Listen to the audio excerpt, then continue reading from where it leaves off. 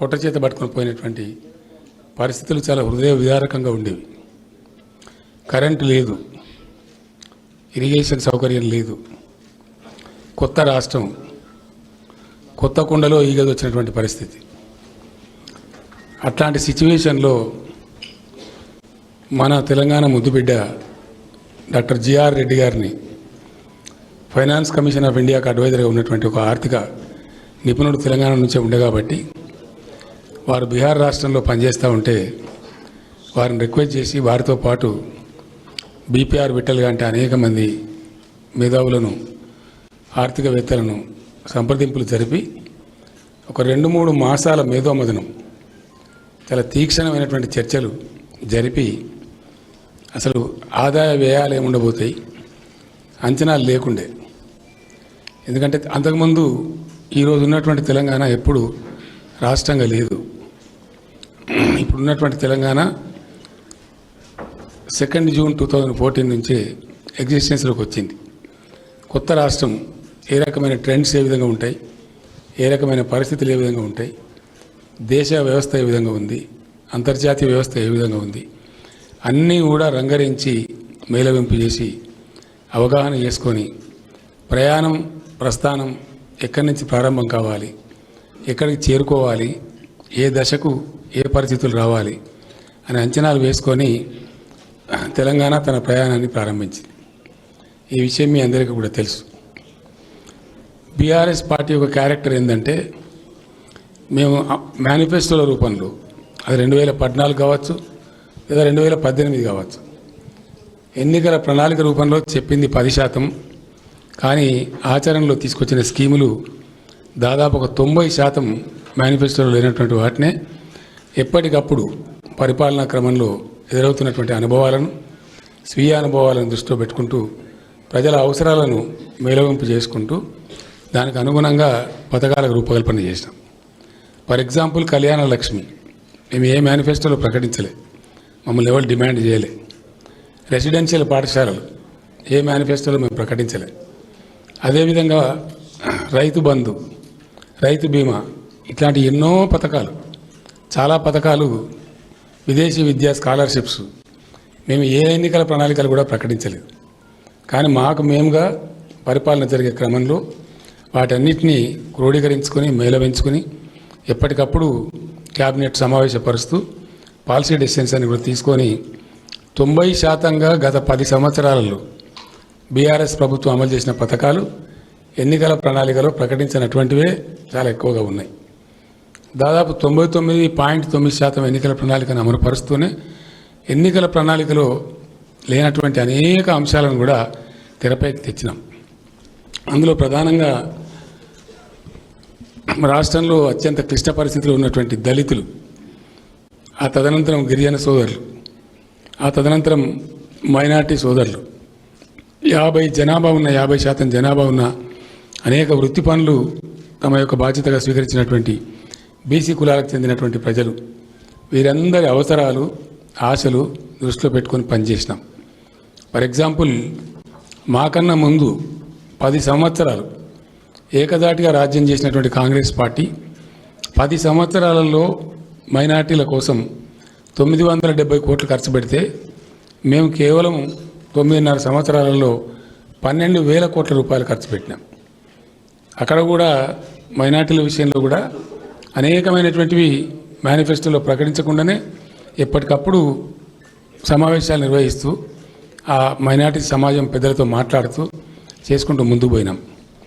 అన్నిటికన్నా బ్రహ్మాండమైనటువంటి record BRS party ప్రభుత్వం యొక్క రికార్డు. 10 సంవత్సరాలలో మేము కల్టివేట్ చేసినటువంటి, నర్చర్ చేసినటువంటి, మేము పెంచి పోషించినటువంటి గంగా జమునా తహజీబ్, ఒక సెక్యులర్ సమాజంగా తెలంగాణ ఉండాలనేటువంటి పట్టుదలతోని చాలా డీసెంట్గా ఒక్కటంటే ఒక్క సందర్భంలో కూడా మత కల్లోలం కానీ, అరాచకాలు కానీ, ఎవరి మీద వేధింపులు కానీ లేకుండా అందరి పండుగల్ని సమానంగా గౌరవిస్తూ అందరి పండుగలను కూడా ప్రభుత్వ పరంగా సహాయాలు అందిస్తూ చాలా చక్కగా దసరా, దీపావళి, రంజాన్, క్రిస్మస్ వీళ్ళ పండుగ వాళ్ళ పండుగ అని తేడా లేకుండా చాలా చక్కటి సెక్యులర్ సమాజాన్ని తీసుకొని పోయినాం. నేను చాలా గర్వంగా చెప్పగలుగుతా ఉన్నా, సంతోషంగా చెప్పగలుగుతా ఉన్నా. ఎక్కడైతే సమతుల్యమైన అభివృద్ధి చోటు చేసుకుంటుందో, ఎక్కడైతే అందరికీ అవకాశం ఉందనే ఆశ ప్రజలకు కలుగుతుందో అక్కడ అల్లర్లు, గొడవలు, చిల్లర చితక పంచాయతీలు ఉండవు.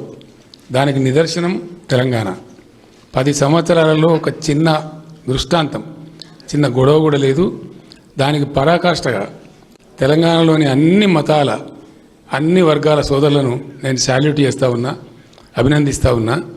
ఈ మధ్యనే మొన్న 2 పండుగలు ఒకటే రోజు కలిసి రావడం జరిగింది. వినాయక నిమజ్జనం కావచ్చు, మిలాదున్ నబీ కావచ్చు. ముస్లిం సమాజం పెద్దలు తెలంగాణలో ఉండేవాళ్ళు ఈ ఒకటే రోజు జరపడం సమంజసం కాదు, కొన్ని చిన్న చిన్న అవాంతరాలు ఏర్పడే అవకాశం ఉంటుందని సుమోటోగా వారికి వారే ముందుకొచ్చి మిలాదున్ నబీని పోస్ట్పోన్ చేసి మంచి శాంతియుతమైన వాతావరణంలో ఇటు వినాయక నిమజ్జనం కానీ ఇటు మిలాదున్ నబీ కానీ గొప్పగా జరిపి ప్రపంచానికి ఒక ఆదర్శాన్ని నెలకొల్పిన సమాజం తెలంగాణ సమాజం. అంటే అంత గంభీరంగా, అంత సౌమనస్యంతో, అంత సోదరభావంతో ఈ తెలంగాణ సమాజాన్ని ముందుకు తీసుకుపోయే క్రమంలో బీఆర్ఎస్ పార్టీకి సహకరించినటువంటి ముస్లిం, క్రైస్తవ, హిందూ సోదరులందరికీ కూడా ప్రతి ఒక్కరికి నేను ధన్యవాదాలు తెలియజేస్తా ఉన్నా. ఈ శాంతి, ఈ సౌమనస్యం, ఈ సహకారం, ఈ పరస్పర అవగాహన, పరస్పరం గౌరవించుకునే పద్ధతి, పరమత సహనాన్ని పాటించే పద్ధతి అదేవిధంగా కొనసాగిస్తూ తెలంగాణ సమాజం ముందుకు పురోగమించాలని కూడా నేను బీఆర్ఎస్ అధ్యక్షుడిగా హృదయపూర్వకంగా ఆకాంక్షిస్తూ ఉన్నా. మంచి విలువలు బీఆర్ఎస్ ప్రభుత్వం నెలకొల్పింది, అవి అదేవిధంగా కంటిన్యూ కావాలి, అదేవిధంగా కొనసాగాలి. భవిష్యత్తులో కూడా మైనార్టీ సోదరుల యొక్క బడ్జెట్ను పెంచుతాం, వాళ్ళ యొక్క కార్యక్రమాలను పెంచుతాం. రెసిడెన్షియల్ కళాశాలలు, జూనియర్ కళాశాలలు 204 పైచిలకు ఏవైతే పెట్టినామో భవిష్యత్తులో నేను హామీ ఇస్తూ ఉన్నా. వాటన్నిటినీ కూడా రెసిడెన్షియల్ డిగ్రీ కళాశాలలుగా తీర్చిదిద్దాలని చెప్పి మేము ఈ పార్టీ నిర్ణయించుకున్నాం. ఈ మేనిఫెస్టోలో దాన్ని నేను హామీ కూడా ఇస్తూ ఉన్నాను, మనవి చేస్తూ ఉన్నా. దళిత సోదరుల కోసం పెట్టినటువంటి దళిత బంధు భారతదేశ స్వతంత్ర భారత చరిత్రలో ఏ రాష్ట్ర ప్రభుత్వం కానీ, ఏ కేంద్ర ప్రభుత్వం కానీ ఏనాడు కూడా దాన్ని ఆలోచన చేయలేదు.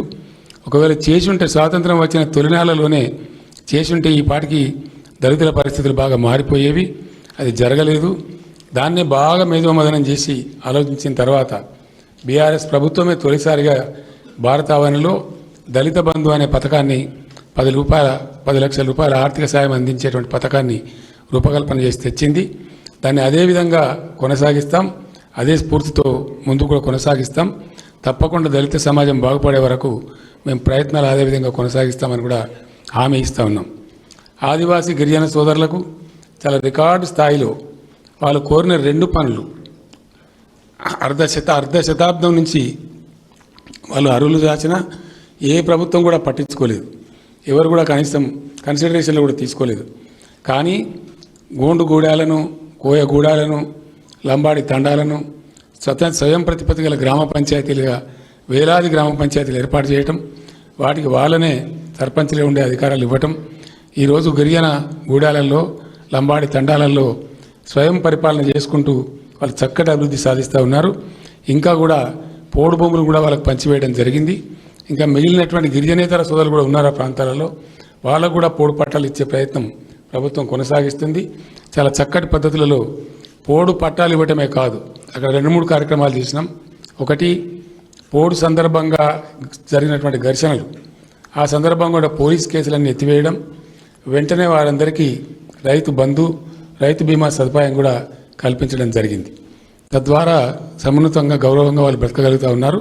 వారందరికీ బ్రహ్మాండంగా గిరిజన సోదరులకు 10% రిజర్వేషన్ కూడా తెలంగాణ ప్రభుత్వం అమలు చేస్తూ ఉంది. వారికి ఇచ్చినటువంటి అన్ని హామీలను ప్రభుత్వం నెరవేర్చింది. ఆ ప్రకారంగా భవిష్యత్తులో కూడా వాళ్ళ యొక్క అభ్యున్నతి కోసం ప్రభుత్వం పాటుపడుతుందని, ఇదే స్ఫూర్తితో ముందుకు సాగుతుందని కూడా నేను తెలియజేస్తా ఉన్నా. బీసీ వృత్తి పనుల వాళ్ళను చాలా వరకు చాలా చక్కగా గౌరవించగలిగినాం. చదువుకునే పిల్లలు చదువుకుంటూ ఉన్నారు, వాళ్ళకు విద్యాలయాలు, కళాశాలలు, స్కాలర్షిప్లు, విదేశీ స్కాలర్షిప్లు అందిస్తూనే మిగతా ఎవరైతే పల్లెలలో వృత్తి పని చేసుకొని బతికే వాళ్ళు ఉంటారో, గొర్రెల పెంపకం కావచ్చు, చేప పిల్లల పెంపకం కావచ్చు, బ్రహ్మాండంగా ఇండియాలోనే రికార్డు సృష్టించినటువంటి పరిస్థితి. ఒకనాడు 10 ఏళ్ల క్రితం తెలంగాణ ఏర్పడ్డ తర్వాత నేను రివ్యూ చేసిన సందర్భంలో తెలంగాణకు ప్రతిరోజు 16,000 గొర్రెలు దిగుమతి అయ్యే పరిస్థితి. ఈరోజు అది కంప్లీట్ తారుమారైపోయి బ్రహ్మాండంగా మాంసం ఎగుమతిలో, గొర్రెల పెంపకంలో తెలంగాణ చిన్న రాష్ట్రం భౌగోళికంగా అయినప్పటికీ పెద్ద రాష్ట్రాలను కూడా తలదన్ని నంబర్ 1 స్థానానికి ఎదిగింది. అదే పద్ధతిలో చేప పిల్లలు కూడా 33,000 కోట్ల రూపాయల చేపల్ని మన ముదిరాజ్ సోదరులు, గంగపుత్ర సోదరులు, ఇతరులు ఎవరైతే దానిలో నిమగ్నమై ఉన్నారో వాళ్ళందరూ కూడా ఆర్థికంగా చాలా చక్కగా ఎదుగుతూ ఉన్నారు.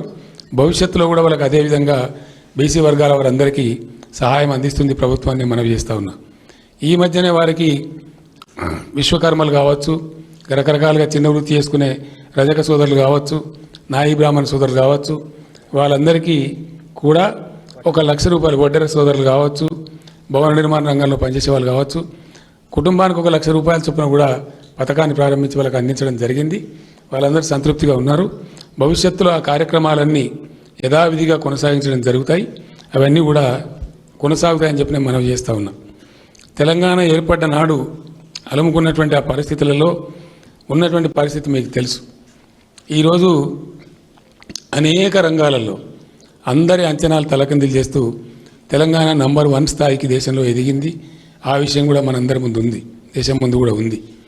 తలసరి ఆదాయంలో దేశంలో తెలంగాణ నంబర్ 1, తలసరి విద్యుత్ వినియోగంలో దేశంలో నంబర్ 1, తాగునీటి విషయంలో అద్భుతమైనటువంటి ప్రతి ఇంటికి నల్లా సదుపాయం పెట్టి ప్రతి తండాలో, ప్రతి మారుమూల పల్లెలో కూడా మంచినీళ్ళు ఇస్తున్నటువంటిది, ఇచ్చి రుజువు చేసినటువంటిది తెలంగాణ ప్రభుత్వం. అట్లాంటి పనులన్నీ కూడా చేస్తూనే మేము ఒకటే నిర్ణయం ఆ రోజు తీసుకున్నాం. రాష్ట్రం యొక్క ఆదాయాన్ని పెంచాలి, అది పేదలకు అవసరమైనటువంటి అన్ని వర్గాలకు పంచాలని నిర్ణయం తీసుకున్నాం. దాన్ని తూచా తప్పకుండా అమలు చేసింది బీఆర్ఎస్ ప్రభుత్వం. అదేవిధంగా రాష్ట్రం ఎదగాలంటే శాంతి సామరస్యం ఉండాలి. శాంతి భద్రతలను కూడా పటిష్టంగా పరిరక్షిస్తూ ఏ విధంగా బెస్ట్ ఎకనామిక్ పాలసీ తీసుకున్నదో మీ అందరికీ తెలుసు. తెలంగాణ తీసుకున్న వాటిలలో best economic policy, best power policy, best drinking water policy, best irrigation policy, best Dalit policy, best welfare policy, best education policy, best health policy, best industrial policy, best housing policy, వీటన్నిటిని కూడా తీసుకున్నాం. వీటితో పాటు దాదాపు 50-60% మంది ప్రజలు నిమగ్నమై బతికేటువంటి రంగం వ్యవసాయ రంగం. దానిలో భారతదేశంలో పంజాబ్ను తలదన్నే స్థాయికి తెలంగాణ ఎదగడం, 3 కోట్ల టన్నుల ధాన్యాన్ని పండించే స్థాయికి ఎదగడం, చెట్టుకొగరు గుట్టకొగరుగా ఉన్నటువంటి తెలంగాణ ప్రజలు మళ్ళీ తమ స్వస్థలాలకు తిరిగి వచ్చి తమ వ్యవసాయ క్షేత్రాలలో అద్భుతంగా వ్యవసాయం చేస్తూ దేశంలోనే గొప్ప తలమానికమైనటువంటి పరిస్థితికి తెలంగాణ ఎదిగిన విషయాన్ని కూడా మనం చూస్తూ ఉన్నాం. అయితే ఈరోజు ఆ పాలసీలన్నీ యథావిధిగా కొనసాగించడం జరుగుతుంది. వాటికి సందర్భోచిత ఉద్దీపనలు, సందర్భోచిత ఎంకరేజ్మెంట్స్ ఎప్పుడెప్పుడు అవసరం పడితే అప్పుడప్పుడు చేస్తూ ఈ పాలసీలన్నీ యథావిధిగా పవర్ పాలసీ కావచ్చు, అగ్రికల్చర్ పాలసీ కావచ్చు, ఇందాక నేను చెప్పిన పాలసీలన్నింటినీ కూడా యథావిధిగా కొనసాగించడం జరుగుతుంది. ఇంకా అవసరమైనటువంటి ఉద్దీపనలు ఏ సందర్భంలో ఏ రంగంలో ఉద్దీపనలు అవసరమో వాటిని కూడా చేస్తూ ముందుకు సాగుతాం. కొన్ని విషయాలు కొత్తగా చెప్పాల్సిన అవసరం ఉంది. వాటన్నిటిని కూడా ఏవైతే బీఆర్ఎస్ ప్రభుత్వం తిరిగి ఎన్నికైన తర్వాత డెఫినెట్గా ఎన్నికయ్యేది ప్రజల ఆశీర్వాదంతో బీఆర్ఎస్ పార్టీయే మేము బలంగా విశ్వసిస్తూ ఉన్నాం. ఆ పద్ధతిలో ప్రభుత్వం ఏర్పడ్డ తర్వాత ఏర్పడ్డ 6 నెలల్లోపు ఇప్పుడు మేము చెప్పే హామీలన్నీ కూడా అమలు చేయబోతాం. కొన్ని తెల్లారే అవుతాయి, కొన్ని లెక్కలు తీయాల్సి ఉంటుంది. వాటికి 3 months, 4 months, 5 months టైం కూడా పడుతుంది. బట్టి మొత్తం మీద ఒక 6-7 నెలల టైంలో ఇప్పుడు మేము ఇస్తున్నటువంటి హామీలన్నింటినీ కూడా అమలు తెస్తామని చెప్పి నేను మీ అందరికీ తెలియజేస్తా ఉన్నా. తెలంగాణ రైతు బంధుతో పాటు రైతు బీమా పథకాన్ని తెచ్చినాం. చాలా అప్రిషియేషన్ వస్తూ ఉంది. 1,00,000 పైకి కుటుంబాలు, 1,00,000 పైబడిన కుటుంబాలకు దినవారం వెళ్ళక ముందే 10 రోజుల్లోపే 5 లక్షల రూపాయలు వాళ్ళ ఇంటికి చేరుకున్నాయి. మేము చాలా సిస్టమేటిక్గా చేశాం. అందువల్ల అది క్రమం తప్పకుండా రైతులకు 1,00,000 పైబడి దాదాపు 5,000 కోట్ల రూపాయల పైబడి మన రైతాంగానికి ఎవరైతే రైతు చనిపోయినాడో వాళ్ళకి రావడం జరిగింది. నేను రాష్ట్రంలో పర్యటించే సందర్భంలో కానీ మా యొక్క మంత్రివర్గ సభ్యులు సహచరులు పర్యటించే సందర్భంలో కానీ చాలామంది మా దృష్టికి తెచ్చినారు. సార్ మీరు రైతులకు తెచ్చినారు, మాకేం కన్నీరు లేదు, కానీ మేము రైతు కూలీలో ఉన్నాం, తర్వాత ఎన్ఆర్ఈజెస్లో పనిచేసే కూలీలో ఉన్నాం, ఇతరులను కూడా చాలామంది ఉన్నామని చెప్పినారు. కొన్ని ఆలోచించి కొన్ని కేబినెట్ నిర్ణయాలలో చేనేత కార్మికులకు బీమా తెచ్చినాం, కొన్ని ప్రమాదవశాత్తు ఉంటే గీత కార్మికులకు బీమా తెచ్చినాం. ఇవన్నీ కూడా చేసినా కూడా ఇంకా కొంతమంది కొంత ఆశపడతా ఉన్నారు. కాబట్టి ఓ కొత్త స్కీమ్ తేవాలని చెప్పి నిర్ణయించినాం. రాష్ట్రంలో తెలంగాణ రాష్ట్రంలో 1,10,00,000 కుటుంబాలు సుమారుగా ఉంటాయని అంచనా. రాష్ట్రం ఏర్పడిన నాడు కుటుంబాల సంఖ్య 1,03,00,000గా మనకు నిర్ధారణ ఉంది. ఆ తదనంతరం ఈ మధ్యకాలంలో ఇంకో 6-7 లక్షల కుటుంబాలు పెరిగినా దాదాపు 1,10,00,000 కుటుంబాలు ఉంటాయి. ఈ 1,10,00,000 కుటుంబాలలో 93 లక్షల పైచిలకు రేషన్ కార్డులు మనం ఇచ్చున్నాం. బీపీఎల్ కార్డులు, బిలో పావర్టీ లైన్ రేషన్ కార్డులు మనం ఇచ్చున్నాం, తెల్ల కార్డులు. వాళ్ళందరూ కూడా బీపీఎల్ కింద పరిగణించబడతా ఉన్నారు. ఆరోగ్యశ్రీకి కావచ్చు, మరోదానికి కావచ్చు, దాన్ని మనం క్రైటీరియా తీసుకుంటా ఉన్నాం. ఇక వీరికి వారికి అనకుండా ఎవరైతే అర్హులైనటువంటి బీపీఎల్ అంటే తెల్ల కార్డు కలిగి ఉన్నటువంటి పేద కుటుంబాలు 93 లక్షల కుటుంబాలుగా ఉన్నాయి. దాదాపు 90% పైచీలకు కుటుంబాలు ఉన్నాయి. ప్రభుత్వం తీసుకున్న ఒక గొప్ప నిర్ణయం ఏంటంటే, మేము రేపు గెలిచిన తెల్లారి నుంచే ఈ వచ్చే బడ్జెట్ సంవత్సరంలోనే మార్చి తర్వాత 100% ప్రభుత్వం ప్రీమియమే చెల్లించి రైతు బీమా తరహాలో ఈ కుటుంబాలన్నిటికీ కూడా కేసీఆర్ బీమా ప్రతి ఇంటికి ధీమా అనే పద్ధతిలో బీమా సదుపాయాన్ని కల్పించాలని చెప్పి ప్రభుత్వం నిర్ణయించింది. దీనికి తగినటువంటి బడ్జెట్ కూడా ఎంత అవుద్దనేది అఫోర్డబుల్ నాన్ అఫోర్డబుల్ అని లెక్కలు తీయించినాం. ఆర్థిక నిపుణులతో మాట్లాడినాం. అంటే రాబోయే రోజులలో ఈ వృత్తి ఆ వృత్తి అనకుండా, ఈ కులం ఆ కులం అనకుండా బీపీఎల్ కార్డు హోల్డర్స్ అందరికీ కూడా ఇది ఒక్కొక్కరికి అయ్యే ఖర్చు మేము మాట్లాడినాం. ఈ బీమా కూడా ఏదో ఆల్తు ఫాల్తు కంపెనీలు కాదు, ఎల్ఐసి ద్వారానే చేయించాలని చెప్పి నిర్ణయించుకున్నాం. దీని ద్వారా 2 లాభాలు చేకూరుతాయి. ఒకటి, కేసీఆర్ బీమా ప్రతి ఇంటికి ధీమా, ఈ స్కీమ్ పేరు ఆ విధంగా ఉంటుంది. ఈ 93 లక్షల కుటుంబాలకు దాదాపు 90% ఫ్యామిలీస్కి మన రాష్ట్రంలో బీమా సౌకర్యం వస్తుంది.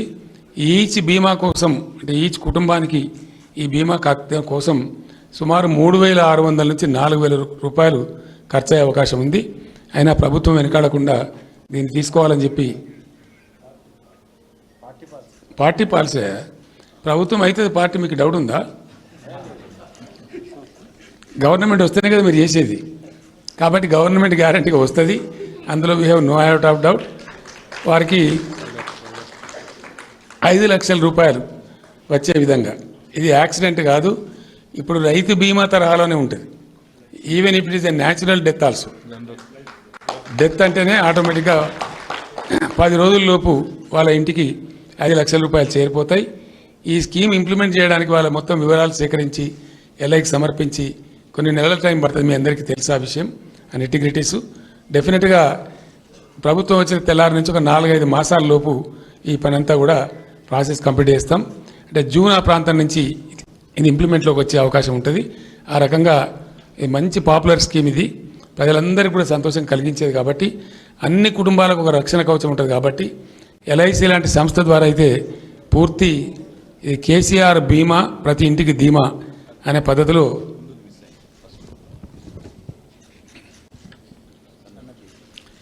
దీంతో పాటు రాష్ట్రంలో ఇంకో స్కీమ్ కూడా తీసుకురావాలని చెప్పి ఆలోచన చేసినాం. ఎందుకంటే 3 కోట్ల పైచీలకు టన్నుల ధాన్యాన్ని పండించే తెలంగాణ ఇలా ఆకలి పోయింది. తెలంగాణలో ఆకలి లేదు. మనం హాస్టళ్లలో పిల్లలకు సన్నబియ్యం పెట్టుకుంటా ఉన్నాం. అంగన్వాడీ వాళ్ళకు కూడా ఇటీవల కాలంలోనే సన్నబియ్యం ప్రారంభం చేసినాం. ఇంత అన్నపూర్ణలాగా తయారైన రాష్ట్రం, ఇంత పంటలు పండిస్తున్నటువంటి శ్రమజీవులు ఉన్నటువంటి రాష్ట్రం, మరి రాష్ట్రంలో ప్రతి కుటుంబానికి కూడా సన్నబియ్యం ఎందుకు ఇవ్వకూడదు అని ఆలోచన చేసినాం. దీనికి కూడా కొంత ఖర్చు అవుతుంది. దీనికి ప్రతి రేషన్ కార్డు హోల్డర్కు సన్నబియ్యం ఇవ్వాలని చెప్పి నిర్ణయం చేసినాం. వచ్చే ఏప్రిల్ మే నుంచి మొత్తం అన్ని కుటుంబాలకు కూడా మొత్తం రేషన్ కార్డు ఎంతమందికి అయితే ఉందో అంతమందికి ఇక దొడ్డు బియ్యం బాధ ఉండదు. టోటల్గా ఈ స్కీమ్ పేరు అన్నపూర్ణ అని పెడతా ఉన్నాం. తెలంగాణ అన్నపూర్ణ పథకం కింద ప్రతి ఇంటికి కూడా సన్నబియ్యమే సప్లై చేయాలని చెప్పి ప్రభుత్వం నిర్ణయం తీసుకున్నది. ఈ పార్టీ మేనిఫెస్టో ద్వారా ప్రకటిస్తూ ఉన్నాం. గవర్నమెంట్లోకి రాగానే ఇమీడియట్ దీన్ని ఇంప్లిమెంట్ చేస్తామని మనవి చేస్తూ ఉన్నాను. ఆసరా పెన్షన్స్ ఇంచుమించు ఇదే హాల్లో లేదా పక్క హాల్లో ఇదే భవనంలో నుంచి పుట్టినటువంటి నిర్ణయం ఇది. అప్పుడు ఏకే గోయల్ గారు అని చెప్పి టీఆర్ఎస్ పార్టీ ఉండేప్పుడు బీఆర్ఎస్ స్థానంలో మా పొలిట్ బ్యూరో సభ్యులు ఉండేవారు. మేమందరం కూడా కూర్చున్నాం. 70 రూపాయల పెన్షన్ చూసినాం, 40 రూపాయల పెన్షన్ చూసినాం. ఆ రోజు మేము మాట్లాడే సందర్భంలో 200 రూపాయల పెన్షన్ ఉండేది. కడియం సిఆర్ గారు మేనిఫెస్టో చైర్మన్గా ఉంటే దాదాపు 2.5 గంటల పాటు మేము ఈ పెన్షన్ స్కీమ్ మీద డిస్కస్ చేసినాం. అసలు ఎందుకు ఇస్తాం పెన్షన్? మనం పెన్షన్ ఇవ్వడంలో పరమార్థం ఏదైనా ఉందా? తమాషకి ఇస్తున్నామా? డ్రామానా? ఓట్ల కోసం ఇస్తున్నామా? దీనికి ఏమైనా పర్పస్ ఉందా అని క్వాలిటేటివ్ డిస్కస్ చేసినాం. చేస్తే అందరు కలిసి మాజీ ఐఏఎస్ అధికారులు, సీనియర్ పార్టీ నాయకులు అందరు కలిపి చేయాల్సింది దాని అర్థం ఉండాలి సార్, అర్థం లేకుండా ఇవ్వకూడదు, అట్లా ఇస్తేనే బాగుంటుందని చెప్పినారు. సో మంచిదని చెప్పి మరి ఏందో చెప్పండి అంటే, ఎందుకు ఇస్తాం అంటే విధివశాత్తు అనుకోకుండా ఈరోజు చాలా బాగున్న వ్యక్తి ఒక యాక్సిడెంట్ జరిగితే ఒక కాలు చేయిపోవచ్చు, ఆయన విధివంచితుడు అయిపోతారు. అట్లాగే అనేక రకాల ఇబ్బందులు వస్తాయి. ఆరోగ్యం దెబ్బతిని కూడా కొంతమంది చాలా చక్కగా స్టౌట్ ఉన్న వాళ్ళు కూడా ఒక 10 రోజులలో 15 రోజులలో వేరే రకమైన పరిస్థితి గురి కావచ్చు. విధివంచితులు ఉండటం అనేది ప్రతి సమాజంలో నిరంతరాయంగా కొనసాగేటువంటి సందర్భం. కొందరు పుట్టుగుడ్డి వాళ్ళు ఉండవచ్చు, కొందరు వికలాంగులు ఉండవచ్చు, కొందరు మధ్యలో అనుకోకుండా దురవస్థలకు గురయ్యే వాళ్ళు ఉండవచ్చు. అట్లాగే వృద్ధాప్యం వచ్చి పిల్లల ఆలనా పాలన లేని వాళ్ళు ఉండవచ్చు. డెస్టిట్యూట్స్ అంటే భర్తలు చనిపోయిన స్త్రీలు ఉండవచ్చు. కొంత డిజర్టెడ్ ఉమెన్ ఒంటరి మహిళలు ఉండవచ్చు. కొంత రోగాల పాలై కిడ్నీ బీమారి లాంటి వాళ్ళు, రకరకాల వాళ్ళు ఉండవచ్చు. వాళ్ళను ఆదుకునే బాధ్యత సమాజానిదే. వాళ్ళు మన మధ్యలో పుట్టి అనుకోకుండా దురదృష్టవంతులు అయినారు కాబట్టి, బలహీనపడ్డారు కాబట్టి వాళ్ళని ఆదుకోవాలి. మరి ఎట్లా ఆదుకోవాలా? వాళ్ళకి ఏముండాలి? కనీస గ్యారంటీ సమాజం ఏమి ఇవ్వాలా అని మేము ఆ రోజు మేధోమథనం చేసినాం. చేస్తే ఏకే గోయల్ గారు వాళ్ళందరూ కలిసి చింతపండు ఇంత, ఉప్పింత అంటే 2 పూటలు తినే పరిస్థితి ఉండాలంటే ఉప్పింత, పప్పింత, చింతపండు ఇంత అని లెక్క పెట్టి ఒక 675 రూపాయలు ఇస్తే సరిపోదు సార్ అని నాకు లెక్క అయిపోయినారు. నేను చెప్పిన ఇంకెన్నో విషయాల్లో మనం ఎంతో లిబరల్గా ఇస్తాం, ఈ పేదల విషయంలో అంత కోసేసేందుకు ఒక 1000 రూపాయలు పెట్టండి అని చెప్పి 1000 రూపాయలతో మేము ప్రారంభమైనాం. మా స్కీమ్లు ఎవి చూసినా కూడా ఓట్ల కోసం బిత్తరపడో ఆరాటపడో చేసిన స్కీములు ఉండవు. మేము కళ్యాణ లక్ష్యం పెట్టినాడు 50,000 రూపాయలతో స్టార్ట్ చేసినాం. తర్వాత పరిస్థితిని పెంచుకొని 75,000 రూపాయలకు పోయినాం. దాని తర్వాత 1,16,000 రూపాయలకు పోయినాం. అట్లానే ఆసరా పెన్షన్ కూడా 10లు 100లలో ఉన్నటువంటి స్కీమ్ మొత్తం భారతదేశంలో కేంద్ర ప్రభుత్వాలు కానీ రాష్ట్ర ప్రభుత్వాలు కానీ దీనికి ఛాంపియనే బీఆర్ఎస్ ప్రభుత్వం. మీరు క్రెడిట్ మాకు ఇవ్వాలి డెఫినెట్గా. I humbly request all of you. 10లలో అండ్ 100లలో ఉన్నటువంటి స్కీమ్ను థౌజండ్స్లోకి తీసుకెళ్లిన మొట్టమొదటి ఏకైక ప్రభుత్వం ఇండియాలో టీఆర్ఎస్ ప్రభుత్వమే. 1000 రూపీస్తో స్టార్ట్ చేసినాం. ఆర్థిక సౌష్ఠవం పెరిగిన తర్వాత సెకండ్ టర్మ్లో 2016 రూపీస్ చేసుకున్నాం. అంటే క్రమంగా ఆర్థిక పరిస్థితి ఎట్లా పెరుగుతూ పోతే అట్లా పెంచుకుంటూ పోయినాం. ఇప్పుడు కూడా డెఫినెట్గా ఇది పెంచాల్సిన అవసరం ఉంది. ఎందుకంటే అందరికీ పెరుగుతాయి, జీతాలు పెరుగుతాయి, పెన్షన్దారులకు పెరుగుతాయి, మరొకరికి పెరుగుతాయి. వాళ్ళకు కూడా అవసరాలు ఉంటాయి. పాపం వాళ్ళని కూడా ఆదుకోవాల్సిన అవసరం ఉంటుంది. వాళ్ళు విధివంచితులు కాబట్టి, డెస్టిట్యూట్స్ కాబట్టి వాళ్ళ ఎడల లిబరల్గా ఉండాల్సిన అవసరం ఉంది. కాబట్టి ఈ పెన్షన్ను 5,000 రూపాయలు తీసుకుపోవాలని చెప్పి నిర్ణయం తీసుకున్నాం. అయితే మేము సడన్గా నెక్స్ట్ డేనే 5,000 రూపాయలు ఇవ్వమండి, అట్లా మోసం కూడా చేసిన మాకు అలవాటు లేదు. ఇమీడియట్గా గవర్నమెంట్ వచ్చిన తర్వాత మొదటి సంవత్సరంలో దీన్ని స్కీమ్ అని నేను చెప్పినాను. మేము మొదలుపెట్టింది మొట్టమొదటి 1000 రూపీస్తో స్టార్ట్ చేసాం. 2016 తెచ్చాం. It's a scheme. ఈ స్కీమ్ కూడా ఇప్పుడు ఏంటంటే నెక్స్ట్ ఇయర్ ఇమీడియట్గా నెక్స్ట్ ఇయర్ మార్చ్ తర్వాత 3,000 రూపాయలు చేస్తాం. 2016 ఉన్నదాన్ని 3,000 రూపాయలు చేస్తాం. ప్రతి సంవత్సరం ఒక 500 రూపాయలు పెంచుకుంటూ 5వ సంవత్సరం నిండే నాటికి 5,000 రూపాయలకు తీసుకెళ్తాం. ఇది స్కీమ్ యొక్క డీటెయిల్. ప్రభుత్వం మీద ఒకటేసారి భారం పడదు, ఆర్థిక భారం. వాళ్ళు కూడా పెరిగిన కొద్దిగా సంవత్సరానికి ఇంత పెరుగుతుంది కాబట్టి అది క్రమేణా 5వ సంవత్సరం నిండే నాటికి 5,000 రూపీస్ తీసుకెళ్తాం. ఇప్పుడు ఆంధ్రప్రదేశ్ గవర్నమెంట్లో కూడా అక్కడ ఉన్న ప్రభుత్వం జగన్మోహన్ రెడ్డి గారు సక్సెస్ఫుల్గా ఈ స్కీమ్ని 2,000 రూపీస్తో పాటు మాతో పాటు స్టార్ట్ అయ్యారు. చివరికి వచ్చేటప్పటికి ఇప్పటికీ 3000 రూపీస్ తీసుకొచ్చినారు. చాలా విజయవంతంగా అక్కడ ఇంప్లిమెంటేషన్ జరిగింది. అదే పద్ధతిలో ఇక్కడ మేము కూడా 3000 రూపాయలు ఇమీడియట్గా చేస్తాం. అంటే మరో 1000 రూపాయలు పెరుగుతుంది. అది క్రమంగా సంవత్సరానికి ఒక 500 పెరుగుతూ పోతుంది. మిగిలిన 4 సంవత్సరాలలో అది 5000 రూపాయలకు చేరుకుంటుంది. ఆ విధంగా ప్రభుత్వం మీద ఒకటేసారి భారం పడే పరిస్థితి ఉండదు. ఎట్లా ప్రభుత్వం ఆదాయం పెరుగుతుంది కాబట్టి ఆ రకంగా దీన్ని చక్కగా ఇంప్లిమెంట్ చేస్తామని చెప్పి నేను ప్రామిస్ చేస్తూ ఉన్నాను.